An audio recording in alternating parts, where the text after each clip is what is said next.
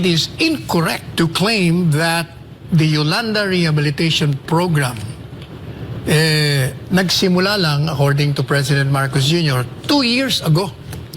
At ang Aquino at ang Duterte administrasyon ay walang gawa kaugnay dito. Agad na pinasinungalingan ni dating Chief Presidential Legal Counsel Attorney Salvador Panelo ang pahayag ni Pangulong Bongbong Marcos matapos nitong sabihin na walang ginawa ang mga administrasyong Aquino at Duterte para maibangon ang lungsod ng Tacloban matapos itong bayuhin ng Super Typhoon Yolanda taong 2013.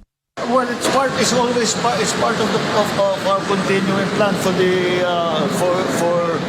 the rehabilitation of what's happened, because even up to now, some of the governors, I was talking to them, some of the other officials, hindi talaga pa tayo nakapag fully recover. Hindi ba natin masasabi na kapag fully recover pa na tayo sa Yolanda.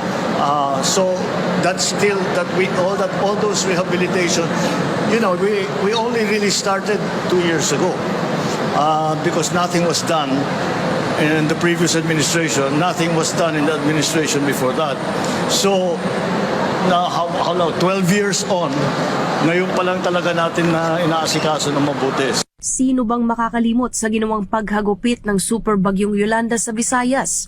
Ang iniwang pinsala ng pinaka-nakamamatay na unos na bumayo sa Pilipinas, kumitil ng mahigit 6,300 buhay at sumira sa mga tirahan ng daan-daang libong individual.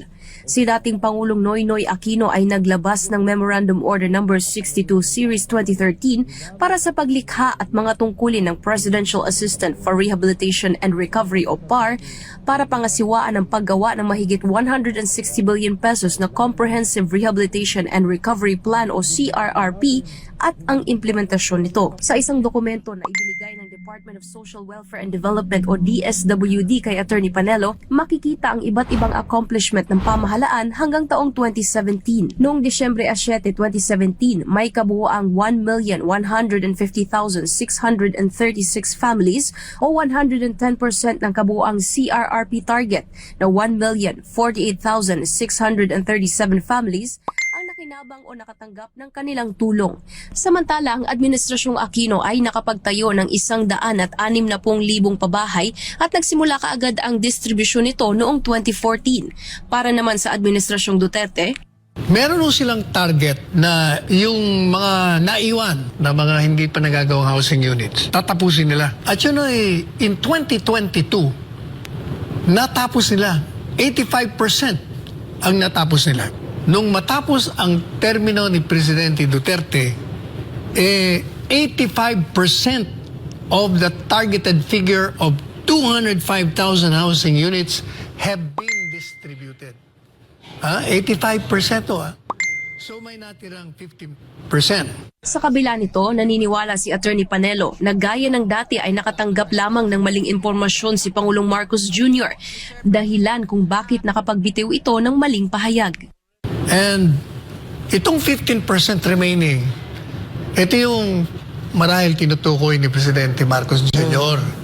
na nagsimula. Nagsimula ho sila in regard to the 15% na natira. And ito pong 15%, sinimulan niya. Madalit sabi, it is to the credit of this Marcos administration that it continued the remaining 15%.